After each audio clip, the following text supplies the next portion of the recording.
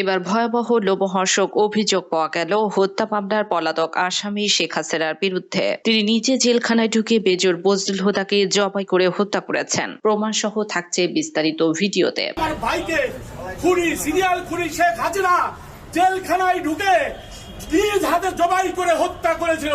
বজলুল হুদাকে এই ফ্যাসিস্ট হাসিনা ধারালো ছুরি দিয়ে গরু যেভাবে জব করে তাকে জব করা হয়েছে।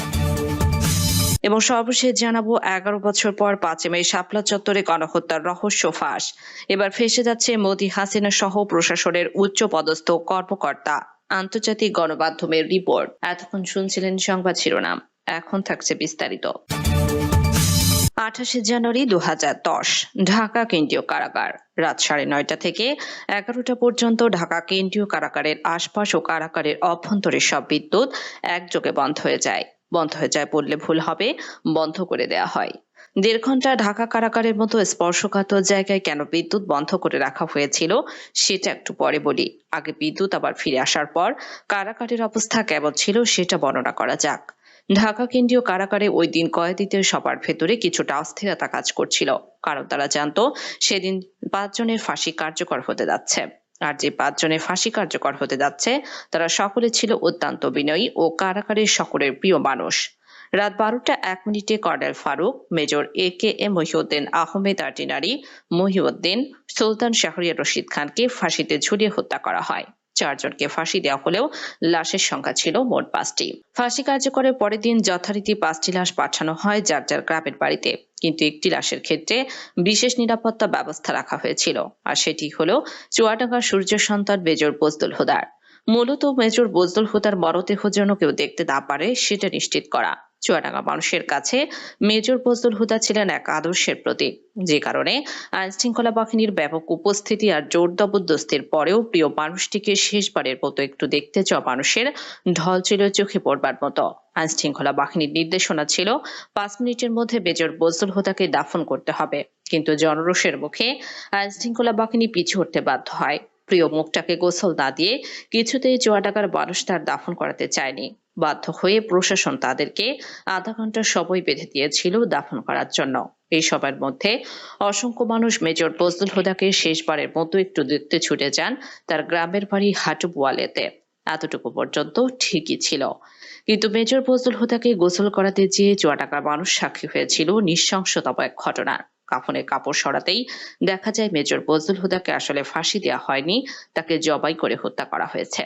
বাংলার বীর সন্তান মেজর বজলুল হুদাকে কে কারা কিভাবে জবাই করেছিল সেটা জানতে হলে আবারও 18 তারিখ রাত 9:30 থেকে 11টা পর্যন্ত 1.5 ঘন্টা সেই সময়টাতে ফিরে যেতে হবে, যে সময়টুকুতে ঢাকা কেন্দ্রীয় কারাগার ও তার আশেপাশে বিদ্যুৎ বন্ধ করে রাখা হয়েছিল।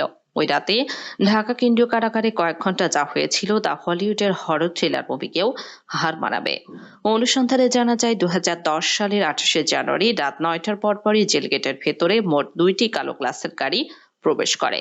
ওই গাড়ির একটিতে SSF এর সদস্যদের সাথে শেখ হাসিনা এবং অপরটিতে জাহাঙ্গীর কবির নানক, ইসমাইল হোসেন সম্রাট, তৎকালীন ঢাকা বিশ্ববিদ্যালয়ের ছাত্রলীগের দুর্ধর্ষ ক্যাডার সিদ্দিক নাজমুল আলম ছিলেন। ধারণা করা হচ্ছে ওই রাতের অপারেশনের পুরস্কার হিসেবে পরের বছর 2011 সালে ছাত্রলীগের কেন্দ্রীয় সাধারণ সম্পাদকের পদে বসানো হয় নাজমুলকে। এছাড়া সম্রাট ও নানকদেরকেও দেওয়া হয় গুরুত্বপূর্ণ দায়িত্ব।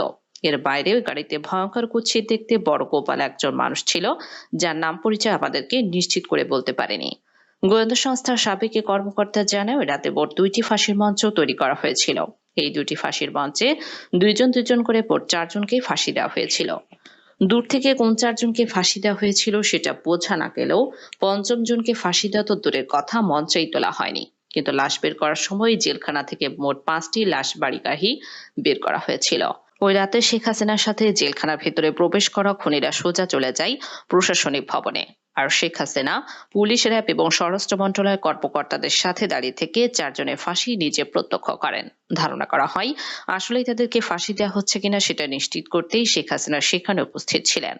ফাঁসি কার্যকর হওয়ার পর শেখ হাসিনা চলে যান প্রশাসনিক ভবনের ভেতরে। সেখান থেকে রাত 1টার কিছু আগে শেখ হাসিনা ও তার সাথে থাকা খুনিরা সেই একই পাজেরো গাড়িতে করে জেলখানা থেকে বের হন। কারাগারের অন্য আরেকটি সূত্র বজলুল হুদার পরিবারকে জানিয়েছিল, সেই রাতে বজলুল হুদাকে কারাগারের প্রশাসনিক ভবনের একটি কক্ষে জবাই করা হয়েছিল, যেখানে শেখ হাসিনা নিজে উপস্থিত ছিলেন এবং বজলুল হুদাকে জবাইয়ের আগে তার বুকের ওপর পা চাপা দিয়ে রেখেছিলেন শেখ হাসিনা নিজে। সেই রাতে শেখ হাসিনা সহ তার সাথে থাকা সব খুনির গায়ে রক্ত লেগেছিল, কিন্তু সম্রাটের গায়ে সাদা টি শার্ট থাকায় সেটা অনেকের চোখে পড়েছিল। বড়রা শুনে অনেকের কাছে হয়তো অসম্ভব অবিশ্বাস্য এক গল্পের মতো মনে হচ্ছে। তবে আপনি যদি শেখ হাসিনার ব্যক্তিগত সহকারী মতিউর রহমান রেন্টুর আমার ফাঁসি চাই বইটি পড়ে থাকেন, তাহলে আপনার কাছে শেখ হাসিনার চরিত্রের সাথে আজকের ঘটনাটি সম্পূর্ণ মিলে যাবে।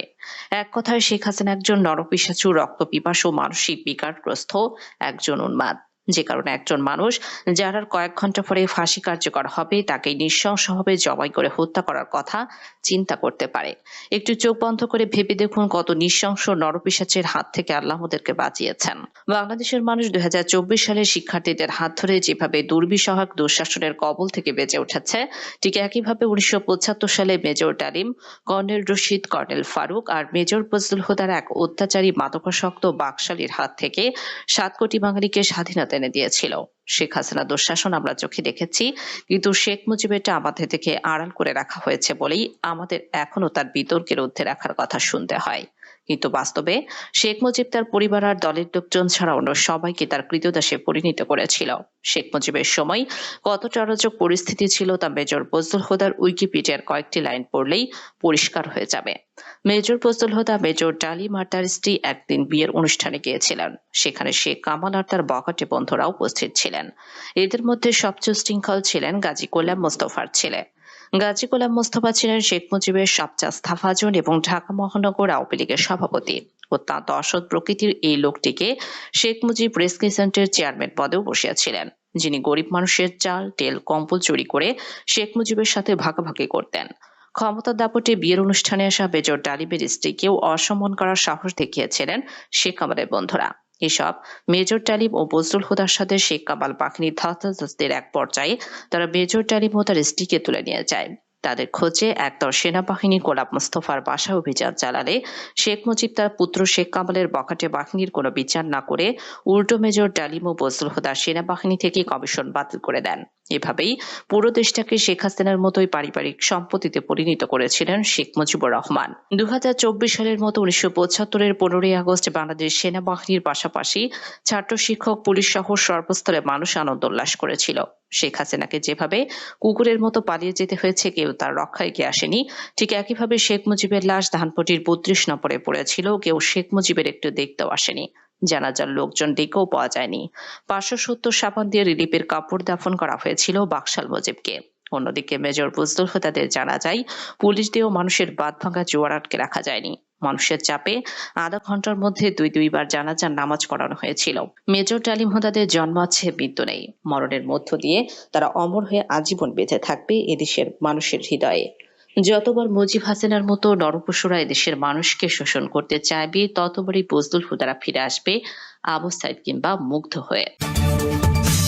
11 বছর পর 5 মে শাপলা চত্বরে গণহত্যার রহস্য ফাঁস। এবার ফেঁসে যাচ্ছে মোদি, হাসিনা সহ প্রশাসনের উচ্চপদস্থ কর্মকর্তা। আন্তর্জাতিক গণমাধ্যমের রিপোর্ট। পিনাকি ভট্টাচার্য বলেন, হাসিনা নির্লজ্জভাবে বলেছিল 5 মে কেউ মারা যায়নি, রং মেখে নাকি তারা শুয়েছিল। শেখ হাসিনার সামরিক সচিব হেফাজতের মিটিং এসে বলেছিল কেউ মারা যায়নি। 5 মেতে যে চ্যানেলগুলো ফুটেজ সংগ্রহ করেছিল, যেমন দিগন্ত, ইসলামিক টিভি, সেগুলো বন্ধ করে দেওয়া হয়। দেশের কোনো মিডিয়া এই হত্যাকাণ্ডের বিষয় নিয়ে কোনো বিস্তারিত রিপোর্ট ছাপায়নি। পিনাকি ভট্টাচার্য বলেন, আমি কয়েকটি বিদেশি সংবাদ মাধ্যমের রিপোর্ট থেকে কিছু সংবাদ আপনাদেরকে জানাচ্ছি। গার্ডিয়ানের রিপোর্টে বলা হয়েছিল 30 জনের বেশি নিহত হয়েছিল। বিবিসির সংবাদে বলা হয়েছিল 27 জনের বেশি নিহত হয়েছিল। আল জাজিরা একটি খুব চমৎকার রিপোর্ট করেছিল। তার একটি সরকারি গোরস্থানে আব্দুল জলিল নামে একজনের সাক্ষাৎকার নেয়। সে 5 মে সারা রাতে 14টি মরদেহ কবর দিয়েছে, যাদের প্রত্যেকের মুখে দাড়ি ছিল এবং শরীরে বুলেটের চিহ্ন ছিল। আব্দুল জলিল কথা বলতে পারে না, সে বোবা, কিন্তু ইশারায় সব আল জাজিরাকে না বলা কথা সে বলে দেয় এবং কবরও দেখিয়ে দেয়। পিনাকি ভট্টাচার্য বলেন, আমি আজকে প্রমাণ দিব কমপক্ষে 71 জন আলেমকে 5 মে বেওয়ারিশ লাশ হিসেবে দাফন করা হয়েছিল। আসেন আমরা কাগজে কলমে তথ্য প্রমাণ সহ দেখি 5 মে কতজন আলেমদেরকে বেওয়ারিশ লাশ হিসেবে দাফন করা হয়েছিল। পিনাকি আরো বলেন, খুনিদের জন্য, জল্লাদদের জন্য সবচেয়ে কার্যকর পদ্ধতি হচ্ছে সেই লাশগুলোকে বেওয়ারিশ লাশ হিসেবে আইনসঙ্গতভাবে দাফন করে ফেলা। আমরা জানি বেওয়ারিশ মুসলিম লাশ দাফন করে আঞ্জুমান মফিদুল ইসলাম। আমরা আঞ্জুমান মফিদুল ইসলামের বেওয়ারিশ লাশ দাফনের হিসাব দেখব আর খুঁজে দেখব কোন মাসে অস্বাভাবিক সংখ্যায় লাশ দাফন হয়েছে কিনা। আঞ্জুমান মফিদুল ইসলামের হিসাবে বলছে 2013 সালে সর্বাধিক